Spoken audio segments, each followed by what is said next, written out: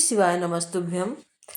हमारे घर में जब सुख समृद्धि होती है तो हम इन बातों का ध्यान नहीं देते, और जब हमारे जीवन में कष्ट और समस्याएं आने लगती हैं तब हमारा ध्यान जाता है कि हमसे क्या गलती हो रही है। तो इस तरह सुख समृद्धि माँ लक्ष्मी प्रति व्यक्ति के घर 7 बार दरवाजे पर जाती हैं, लेकिन किस कारण से वो आ जाती हैं और उस घर में सुख समृद्धि चली जाती है, आर्थिक तंगी रहती है। यह शिव पुराण की कथा में श्री गुरु जी द्वारा बताए गए उपाय हैं। यह आप ध्यान से सुने, महिलाएं ध्यान से सुने और अपने कष्ट का निवारण करें। जिस दिन दरवाजे पर 7 बार लक्ष्मी आकर खड़ी नहीं होती। कल एक कथा कही थी आपको कि प्रत्येक मनुष्य के भाग्य में सुख लिखा है, केवल मंथन करना। भविष्य पुराण कहती है 7 बार लक्ष्मी प्रत्येक मनुष्य के दरवाजे पर जाकर खड़ी होती है, पर द्वार पर चप्पल पड़ी होने के कारणवश वो लौट कर चली जाती है। बहुत ध्यान दीजिएगा, हमारे थोड़ा सा आपको बुरा लगेगा, लग जाए, पर शिव पुराण है, जीवन संवार देगी तो अच्छी बात है। जीवन संवार दे तो अच्छी बात है। मंदिर के द्वार पर हम जब चप्पल छोड़ते हैं,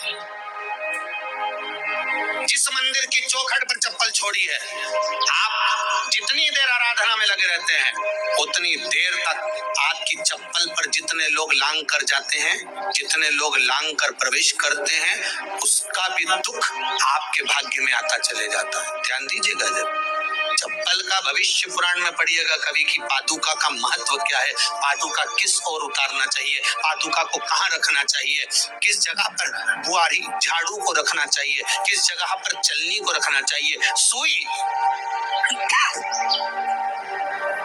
उस सुई को जिस हाल में सब बैठते हैं उस हाल में क्यों रखा जाता। सुई तो इतनी सी है, पर जिस हाल में सब बैठते हैं उस हाल में ना तो झाड़ू रखते हैं, उस हाल में ना चलनी रखते हैं। भैया क्यों नहीं रखते?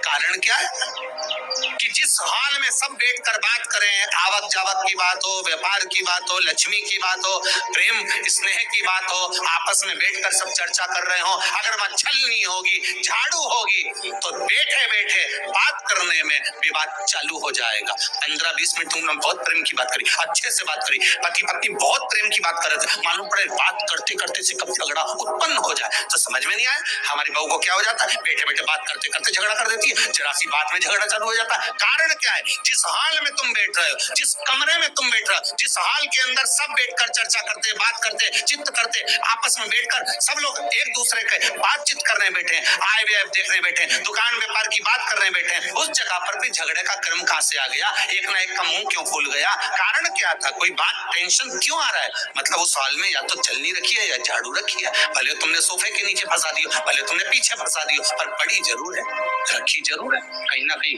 पड़ी होगी। क्यों कहते हैं कि जिस हाल में आप बैठ रहे हो, जहां पर आप संपदा की बात कर रहे हो, दौलत की बात कर रहे हो, व्यापार की बात कर रहे हो, व्यवसाय की बात कर रहे हो, उस हाल में अगर कहीं कैलेंडर टंगा हो, कोई सामान ऐसा रखा हो, कोई पर्दा ऐसा लगा हो, कोई चीज ऐसी लगी हो, तो उसमें एक सुई उसमें रख दीजिए। क्यों कहते हैं? हमारे यहाँ दूल्हा भी जाता है ना, तो उसका जो साफा बनता है या जूता उसको पहनाते हैं, उस तक में पिन टच करके भेज देते हैं। बोलो सही है कि गलत है?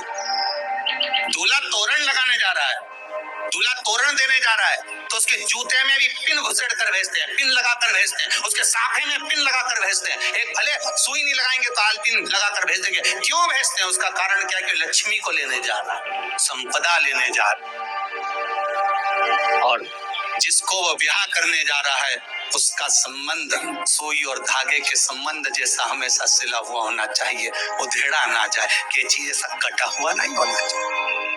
एक एक प्रमाण को जरा देखो तो। पर दुनिया के लोग कहते हैं साहब हमारे यहाँ तो सुख नहीं है, शांति नहीं। शांति तुमने भंग करी, कोई दूसरा भंग करा। चप्पल उतार दी दरवाजे पर, मंदिर के द्वार पर।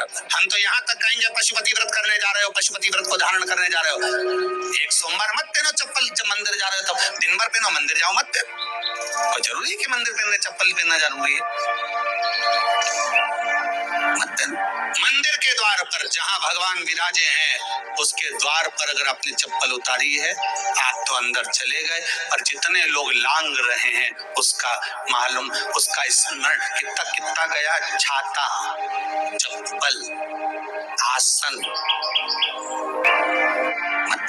मंदिर के द्वार पर जहां भगवान विराजे हैं उसके द्वार पर अगर आपने चप्पल उतारी है आप तो अंदर चले गए, और जितने लोग लांग रहे हैं उसका मालूम, उसका स्मरण कितना कितना गया। छाता, चप्पल, आसन,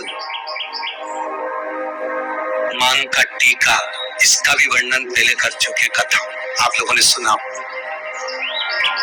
छाते का भी वर्णन किया, किसी का छाता बारिश में तुम लेकर आ गए, पानी गिरने लगा, जी तुम्हारा छाता देना, छाता तो लेकर आ गए, पर जितने दिन तुम्हारे घर में रखा हुआ है उतना दिन तक हिसाब लगा कर रखना कि 15 दिन रखा तो तैयारी रख लेना, 15 दिन में कितने घंटे हुए, कितने घंटे कितने फल, उतना आपको दुख भोगना पड़ेगा।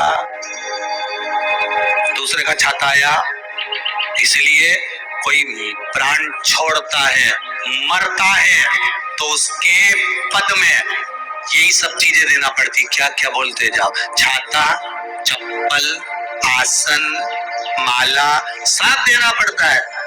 बोलो देते कि नहीं देते?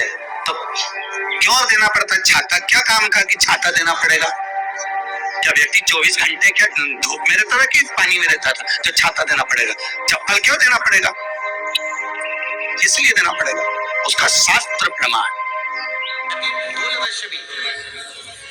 अगर कोई व्यक्ति मंदिर में बेलपत्र चढ़ा हुआ है और बेलपत्र उसने एकत्रित कर लिया मंदिर के अंदर ही, और मंदिर में बेलपत्र एकत्रित कर कर धागा लिया, और उस कच्चे धागे में, उस कच्चे धागे के अंदर अगर उस बेलपत्र की डंडी को पीछे से उसने एक एक साधारण सी गांठ लगाकर उस बेलपत्र की माला को सिद्ध कर लिया, हल्की सी कच्चे सूत की गांठ लगाते लगाते मंदिर की चढ़ी हुई बेलपत्र को, शंकर पर चढ़ी हुई बेलपत्र को, शंकर की चढ़ी हुई बेलपत्र को ही उसने गांठ लगाकर जब माला सिद्ध कर ली, और सिद्ध कर कर अगर वही माला भगवान शंकर को अर्पित कर देती है तो कहते हैं कि हमारा फिर पुनर्जन्म होता ही नहीं है। इस संसार सागर से हमारी नमस्तुभ्यम। अपने दुखों और कष्टों को दूर करने के लिए शिवपुराण में वर्णित उपाय बताए जाते हैं और 100% लाभ होता है।